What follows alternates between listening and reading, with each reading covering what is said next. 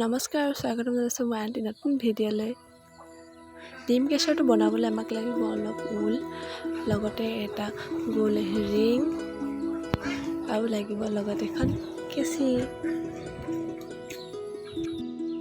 বনাওঁ, চাই থাকক।